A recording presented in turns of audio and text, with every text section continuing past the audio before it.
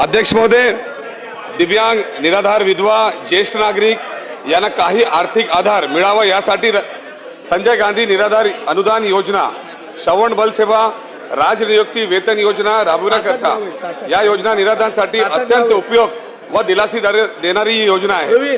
लाभार्थ्यांना दरवर्षी उत्पन्नाचा दाखला मागितला जात आहे। याच्यात महत्त्वाचा प्रश्न हे आहे की जे दिव्यांग आहेत ते चालू शकत नाही, त्यांना दरवर्षी पहिल्यांदा तर आमदारकडे जावं लागतोय, मग आमदारच्या नंतर ते तलाठीकडे जाणार आणि तलाठीच्या नंतर ते तहसीलदारकडे जाणार। म्हणजे आता तुम्ही विचार करा मंत्री महोदय साहेब, कारण हा सब्जेक्ट तुमच्या खात्याशी निगडीत आहे की ज्यांना चालता येत नाही, ज्यांना बघता येत नाही, त्यांना दरवर्षी तुम्ही मागत आहे आणि समाज कल्याण केंद्राच्या एक सेक्टरमध्ये 5 वर्षासाठी त्यांना तुम्ही रिलीफ देण्यात केलेलं आहे। म्हणजे त्यांना एकदा त्यांनी सर्टिफिकेट घेतला की त्यांना 5 वर्ष परत जाण्याची आवश्यकता नसते। मग आता हा जे ज्यांना बघता येत नाही, ज्यांना चालता येत नाही, त्यांच्यासाठी पण तुम्ही तशीच हे कारवाई करणार की नाही? अध्यक्ष महोदय, एक मिनिट.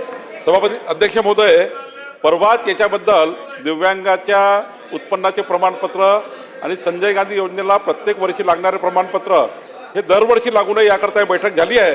लवकरच याचा शासन निर्णय निघतोय।